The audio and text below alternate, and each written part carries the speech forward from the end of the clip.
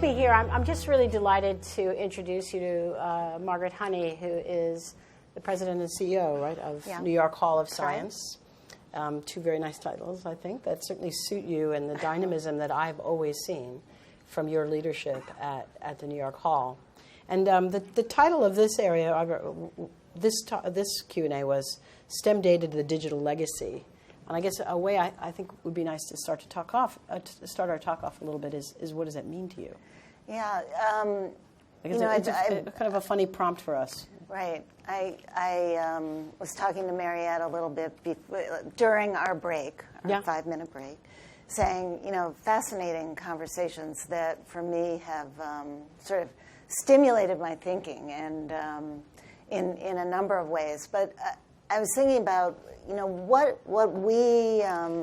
what we really sort of spend our time kind of thinking about and working on at the New York Hall of Science is what are the habits of mind that young people need to be kind of deeply discerning about a world that is growing increasingly complex in so many ways. So, recently I was up visiting the folks at Watson Research, and one of the applications they showed us was Watson Genomics. And what was fascinating about seeing kind of the potential of that technology is not that it is going to be delivering answers to us.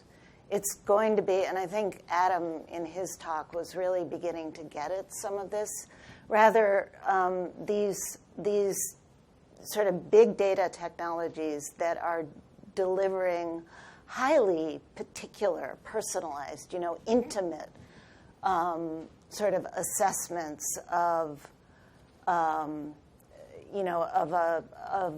root cause of disease mean, in a very real sense, that we have to be so much smarter than the technologies that are now helping to augment our intelligence. We have to be so much more discerning. And a few months ago, the New York Times did an interesting magazine, an entire magazine devoted to research in cancer. And it was Siddhartha Mukherjee's piece that really struck me, because he told a story about treating a patient with a complicated, fairly rare disease. And he was talking about working with a colleague and drawing on, huge amounts of knowledge and evidence and all of those kinds of things. But the phrase that he used was what he called informed improvisation. And he was talking about the ways in which science has to be both anchored in knowledge, but also anchored in kind of art and intuition. And it really it resonated with me deeply, because I think so much of what we try to do in our work at the Hall of Science, where we're all about engaging young people in sort of creative STEM activities, is trying to kind of straddle that line between sort of knowledge and sort of opening up the world, making it a world where you want to be discerning, you want to be thoughtful, and doing that through creative processes. So we've been talking a bit about authentic STEM and this idea of informed improvisation, which I like. Maybe I like the sound of it. Maybe that's a nice segue to something that I think the Hall has been pioneering, really, which is your design, make, play. Yeah. So efforts. Maybe you can tell people about that. Right. So we at NYSCI we use strategies of engagement that we call design, make, play, and these, what these words mean is design is all about problems that have some meaning and kind of power and deep interest for you. Make is all about sort of materials literacy and tools, and really kind of cultivating that sense of efficacy in young people. And play, which I was very happy our colleague from Finland called out, is, it's really fundamentally about the importance of kind of intrinsic motivation, that giving yourself the freedom and delight to explore and investigate. And so we embody these kinds of strategies in the exhibits and experiences that we create at NYSCI. And we can run a short 30-second video clip of one of those experiences, and then I'll explain a little bit more about it. An exhibit called Connected Worlds.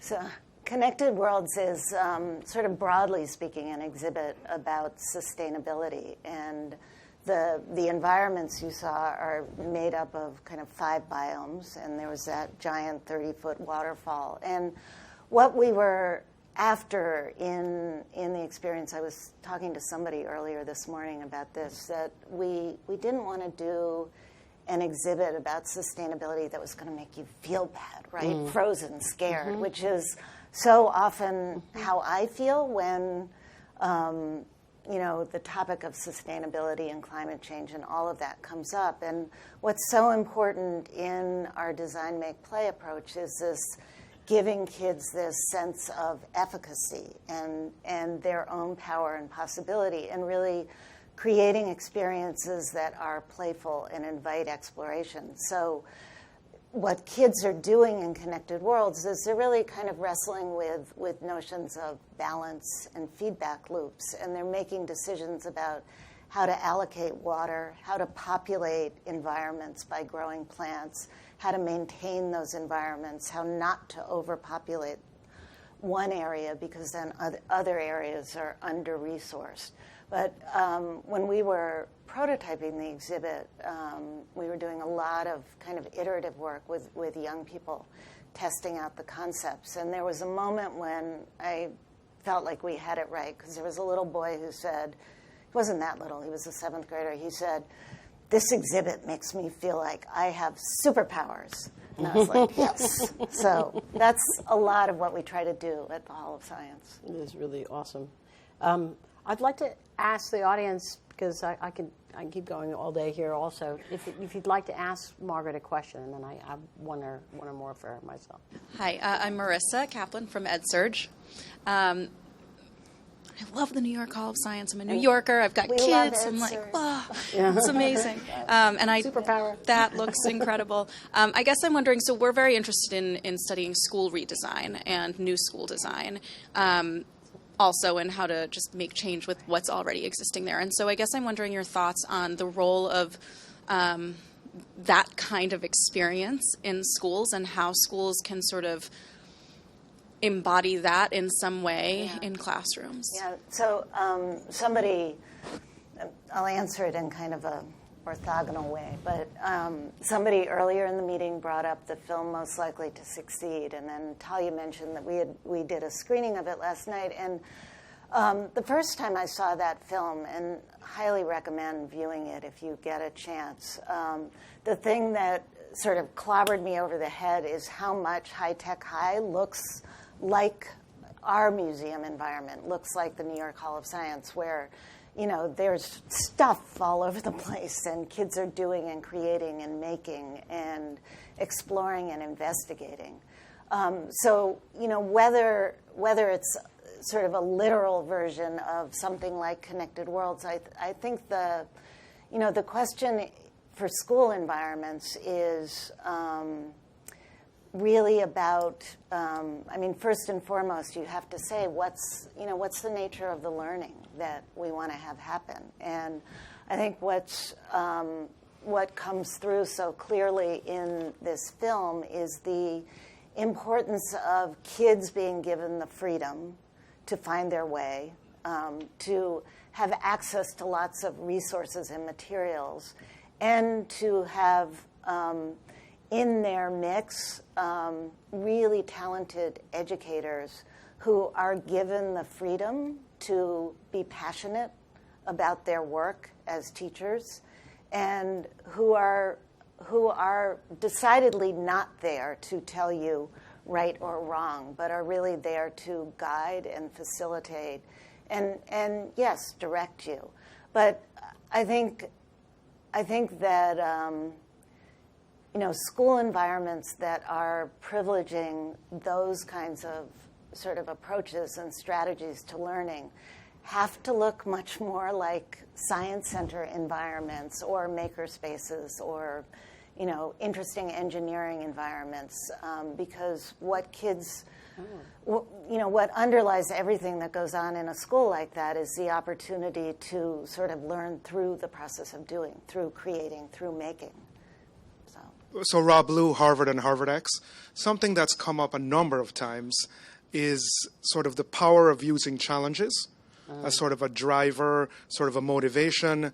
One thing I'd love to hear your sort of further take on is, if you will, the relationship between the scale of the challenge, sort of necessarily, versus perhaps more fundamentally the learner, the child, having a sense of agency and the connection that that agency has to fostering creativity, which we all care deeply about. So I can tell you a bit about how we think about that in a museum environment, which, one of the things that we have that is, I think, harder to realize in schools, in formal ed, are degrees of freedom, which is I've come to really value. It's a huge luxury. So in designing experiences, we're keeping in mind an audience that is diverse in terms of age, in terms of background knowledge and skills and, relationship to science or science concepts.